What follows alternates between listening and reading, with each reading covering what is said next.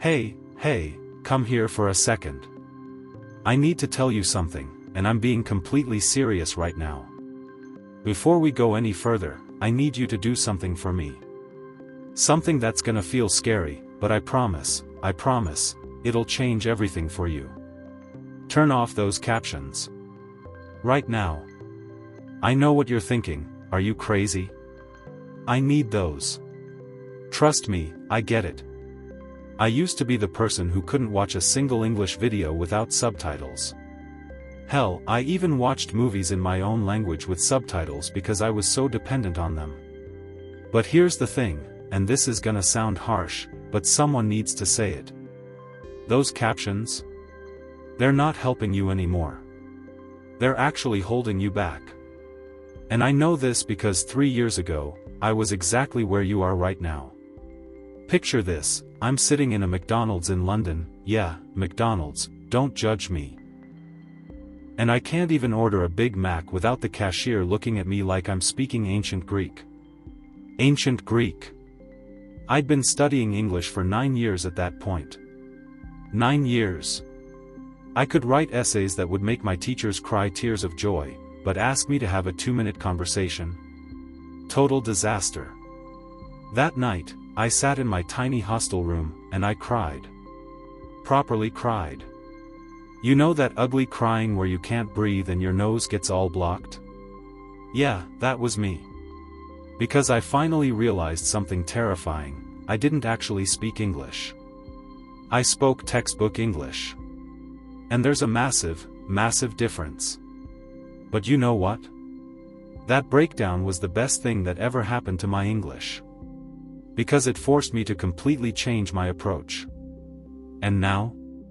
Now I'm here talking to you like we're old friends, thinking in English, dreaming in English, even arguing with myself in English when I'm deciding what to have for breakfast. So please, as a personal favor to me, turn off those captions.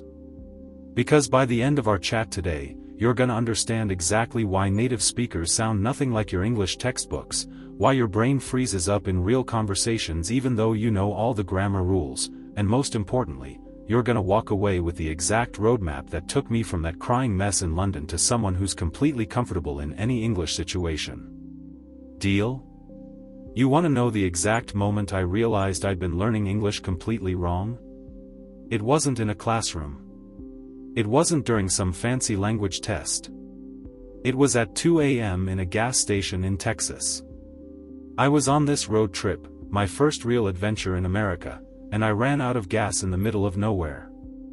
Like, proper middle of nowhere.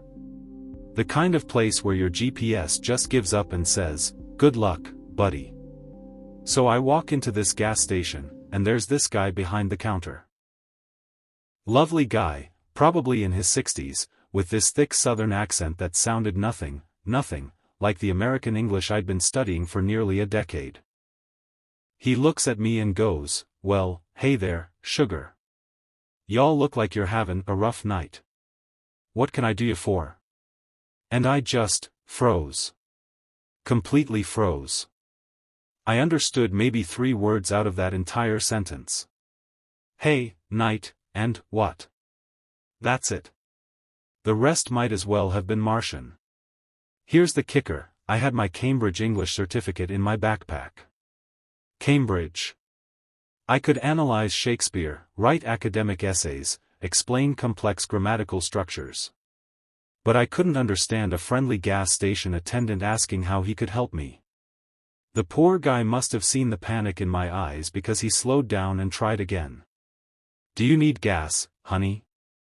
And even then, even with him speaking like he was talking to a 5-year-old, I had to ask him to repeat himself.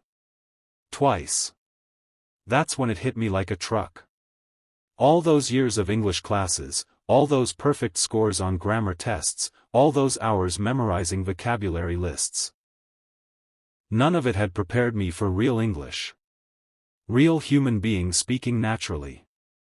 I bought my gas, got back in my car, and I swear I sat there for 20 minutes just staring at the steering wheel, having this massive realization.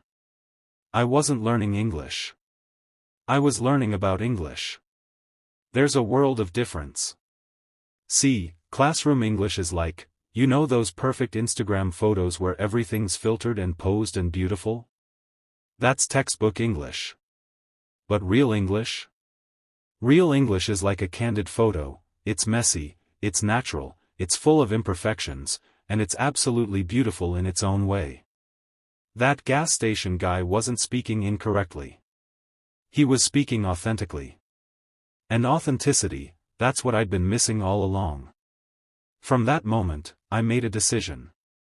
I was gonna learn real English, not textbook English. I was gonna understand accents, slang, cultural references, the rhythm and music of how English actually sounds when real people speak it naturally. It took me 8 months. 8 months of completely changing my approach, of making embarrassing mistakes, of pushing myself way outside my comfort zone. But you know what happened after those 8 months? I went back to that same gas station. Same guy was working. And when he said, "Well, hey there, sugar. Back for more gas?" I didn't just understand him, I laughed and said, "You bet. And this time I'm not running on empty." We ended up chatting for 15 minutes about everything from the weather to his granddaughter's college plans. In English. Natural, flowing, real English. That conversation changed my life. Not because it was perfect, I still made mistakes, still had moments where I searched for words. But because it was real. It was human connection happening in my second language.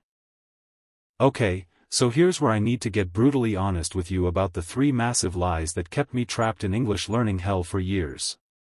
And I call them lies not because anyone meant to deceive us, but because they're so deeply wrong that they might as well be.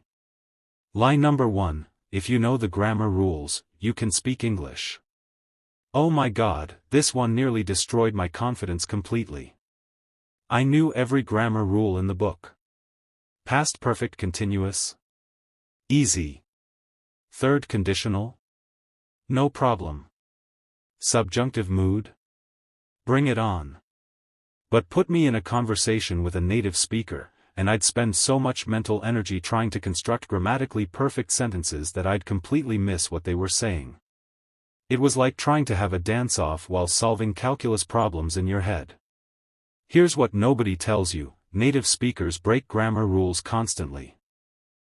They use incomplete sentences. They say, "Me and Sarah went to the store," instead of "Sarah and I." They end sentences with prepositions. They split infinitives like it's going out of style. The breakthrough came when I stopped trying to speak like a grammar textbook and started trying to speak like a human being. I gave myself permission to be imperfect, to prioritize communication over grammatical perfection. And you know what happened? People started understanding me better. Not because my grammar got worse, but because I started focusing on what actually matters in conversation: connection, clarity, authenticity. Lie number 2, and this one's sneaky: listen to English every day and you'll automatically improve. I fell for this big time. I'd put on English podcasts while doing dishes, English music while working out, English TV shows while scrolling my phone. I was surrounding myself with English for hours every day, feeling super productive about my learning. Plot twist. I wasn't actually learning anything. Passive listening is not language acquisition. Your brain needs to be actively engaged, not just existing in the presence of English sounds. The real breakthrough happened when I discovered what I call focused listening bursts. Instead of having English on in the background all day, I'd dedicate 20 to 30 minutes to really focused, intentional listening practice. No distractions, no multitasking, just me and the English audio, actively trying to understand every single word. I'd pause constantly. Rewind. Repeat phrases out loud. Look up words I didn't know. It was intense, sometimes frustrating, but incredibly effective. Here's the thing: your brain is incredibly smart, but it's also incredibly lazy. If it can get the general gist of something without working hard, it will. You need to force it to work, to really stretch and grow. But the third lie? This one almost made me quit learning English altogether. Native speakers are the gold standard, you should try to sound exactly like them. For years, I tortured myself trying to perfect an American accent. I'd spend hours repeating phrases, trying to eliminate any trace of my original accent, beating myself up every time someone asked, "Where are you from?" This obsession with sounding native made me incredibly self-conscious. I'd avoid speaking because I was so worried about my pronunciation, my accent, my foreign way of expressing things. Then I met David. David's from Nigeria, and his English is absolutely beautiful, rich, expressive, confident. Does he sound like he's from California? Nope. Does he communicate effectively, tell amazing stories, make people laugh? Absolutely. That's when I realized, the goal isn't to sound like you're from somewhere else. The goal is to be understood, to connect, to express your authentic self clearly and confidently. Your accent tells your story. It shows the incredible achievement of mastering a second language. There's nothing wrong with it, nothing to be ashamed of, nothing to hide. But here's what really blew my mind, even native speakers have accents. A person from Texas sounds different from someone from New York, who sounds different from someone from London, who sounds different from someone from Australia. There's no such thing as neutral English. Once I stopped trying to be someone I wasn't and started focusing on being the clearest, most confident version of myself in English, everything changed. My speaking improved because I wasn't wasting mental energy on trying to fake an accent. My confidence soared because I wasn't constantly judging myself against an impossible standard. And the best part? People started connecting with me more because I was being authentic instead of performing some version of what I thought English should sound like. These three lies, they're interconnected, you know? The grammar obsession feeds the perfectionism, which feeds the accent anxiety, which keeps you trapped in this cycle of never feeling good enough. But once you break free from them, once you realize that English is about communication, not perfection, that's when the magic happens. That's when you start actually living in English instead of just studying it. Let me tell you about the most embarrassing English moment of my life. And I mean properly embarrassing, the kind that makes you want to disappear into the ground and never come back. I was at my friend Jake's birthday party in Manchester. Nice house, lovely people, everyone speaking that rapid-fire British English that sounds like a beautiful song when you can understand it and complete gibberish when you can't. So I'm standing in this group conversation, nodding and smiling, pretending I'm following along. You know the drill, that classic English learner move where you hope nobody asks you a direct question. Then this woman, Sarah, I think her name was, turns to me and says something that I swear sounded like, "Did you catch the match last night?" Absolutely mental, wasn't it? Now, I heard catch and match and mental, and my brain immediately went to, she's asking if I caught a match and if I think the person who lit it was mentally ill. I know, it makes no sense now, but in that moment, with all the pressure and noise and my anxiety through the roof, that's what my brain came up with. So I look at her with this super concerned expression and go, oh no, was someone hurt? Did they get help for their mental problems? The entire group just stopped. Everyone's staring at me like I've grown a second head. And Sarah's like, what? No, the football match on TV. Manchester United versus Liverpool? I wanted to die. Right there, in that living room, surrounded by birthday cake and confused British people, I wanted the earth to swallow me whole. But here's the thing. And this is important, instead of making excuses or pretending I understood, I just owned it. I laughed and said, oh God, I completely misunderstood. I'm still getting used to British English, and sometimes my brain goes to weird places. And you know what happened? Everyone started laughing too.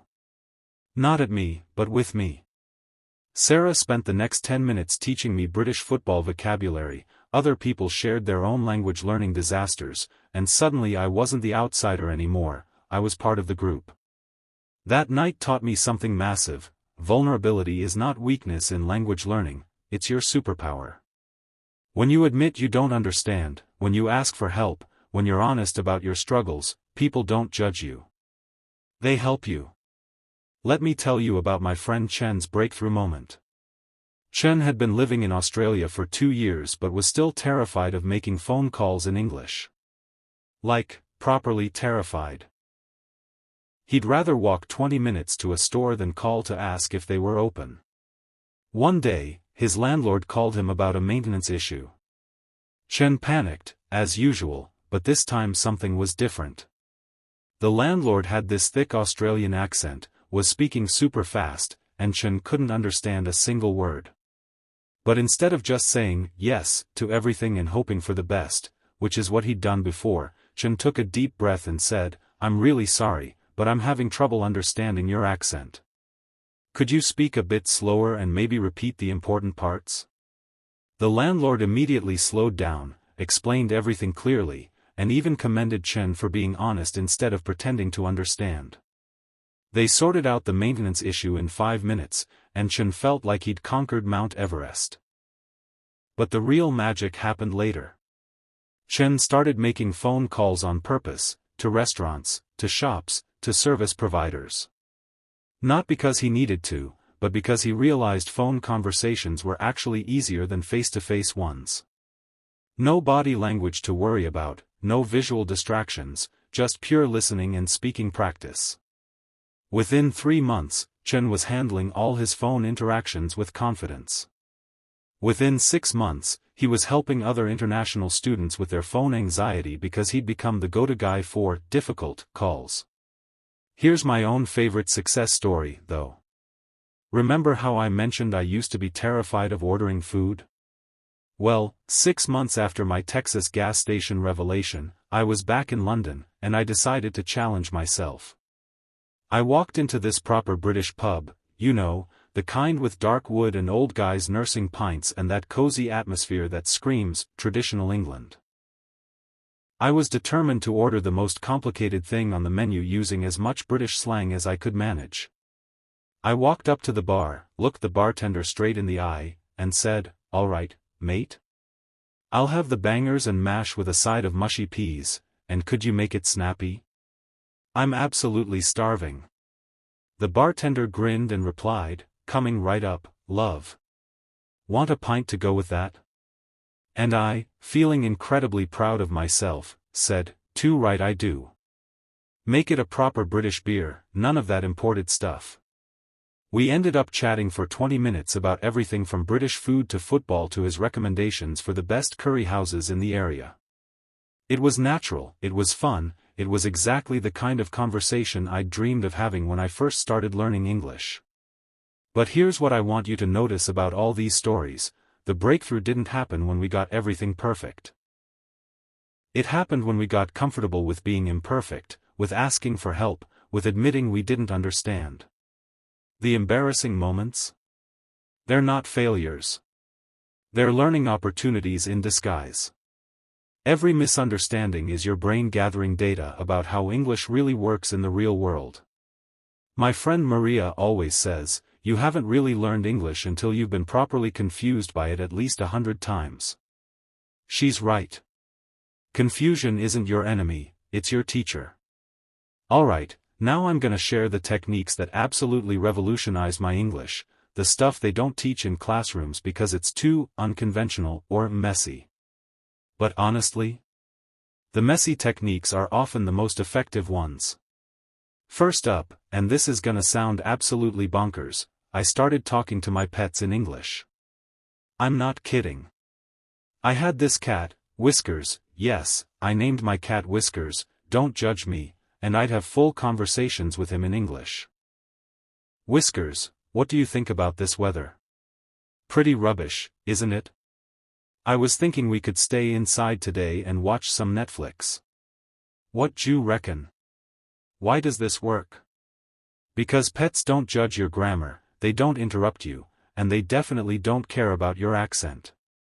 It's like having a conversation partner who's always available and never makes you feel stupid. After 3 months of chatting with Whiskers, I realized I'd been practicing expressing my daily thoughts in English without even noticing. When real conversations came up, I'd already rehearsed half the things I wanted to say. But here's the technique that absolutely changed everything: the emotion connection method. For years, I was learning English words as abstract concepts. Happy meant the opposite of sad. Frustrated meant annoyed. But they weren't real to me, they were just definitions floating around in my head. The breakthrough came when I started connecting English words to specific memories and emotions. Instead of memorizing that homesick means missing home, I'd think about the exact feeling I had during my first month studying abroad, that ache in your chest when you see a photo of your family, that longing for familiar food and familiar voices. I'm feeling so homesick today. I miss my mom's cooking and the way my dad tells his terrible jokes. Even the sound of traffic outside my childhood bedroom window sounds comforting right now. When you connect English expressions to real emotions, they stop being foreign words and become part of your emotional vocabulary. They become tools for expressing your authentic self. Here's another game changer: the prediction game. While watching English content, I'd pause frequently and try to predict exactly what the person would say next. Not just the general idea, but the specific words and phrases they'd use. This forced my brain to start thinking in English patterns instead of just passively receiving information. At first, I was wrong most of the time. But gradually, I started predicting common phrases, typical responses, natural conversation flows. This technique trains your brain to anticipate English, which makes real conversations flow so much more naturally. Instead of always reacting to what people say, you start participating in the rhythm of English conversation. But let me tell you about a technique that failed spectacularly at first: the accent challenge. I decided I was gonna master different English accents: American, British, Australian, you name it. I spent weeks trying to perfect each one, thinking this would make me more versatile. What actually happened? I got confused, frustrated, and started mixing accents randomly mid-sentence. I'd start a sentence with an American accent, switch to British in the middle, and finish with something that sounded vaguely Australian. People had no idea what was going on, and neither did I. So here we are, you and me, at the end of our chat, and I can feel something shifting, can't you? That little spark of hope, that voice in your head saying, maybe, just maybe, I can actually do this. Listen to that voice. It's telling you the truth. I want to share something with you that nobody told me when I was struggling with English. This journey, it's not about becoming someone else. It's not about losing your identity or abandoning your culture or pretending you're from a different country. It's about becoming the fullest version of yourself. It's about having the tools to express every thought, every emotion, every joke, every dream that lives inside you. In 2 languages instead of 1. You know what the hardest part of this whole journey was for me? It wasn't the grammar or the pronunciation or even the embarrassing moments. It was believing I deserved to take up space in English conversations. Believing my voice mattered even with an accent. Believing I had something valuable to contribute even when I made mistakes. But here's what I learned: every single person who speaks English fluently, whether it's their first, second, or fifth language, went through exactly what you're going through right now. The doubt, the frustration, the moments of feeling stupid, the breakthrough moments that make it all worthwhile. You're not behind. You're not broken. You're not bad at languages. You're exactly where you need to be, taking exactly the next step you need to take. So here's my challenge to you, and I'm asking this with all the love and belief I have in you. For the next 30 days, I want you to choose one, just one, of the techniques we talked about today. Maybe it's the emotion connection method. Maybe it's talking to your pet in English. Maybe it's creating those immersion bubbles. Whatever speaks to you. Commit to 15 minutes a day. That's it. Not hours of intense study. Just 15 minutes of focused, intentional practice.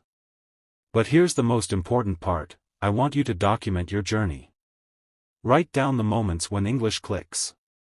Note when you understand something you didn't before. Celebrate when you express a thought more naturally than usual. Record your small victories. Because this journey is made up of thousands of tiny moments of growth, and if you're not paying attention, you'll miss how far you've come. And on the days when it feels hard, because there will be those days, remember that every single fluent English speaker has been exactly where you are. We've all felt stupid, we've all been embarrassed, we've all wondered if we'd ever get it right. But we kept going. And so will you. Your English story is just beginning. The person you're becoming, confident, expressive, authentically you in 2 languages, that person is already inside you, waiting to emerge. I believe in you completely. Now it's time to believe in yourself. Turn off those captions. Trust your ears. Make mistakes boldly. Ask for help proudly. Celebrate every small victory. Your revolution starts now.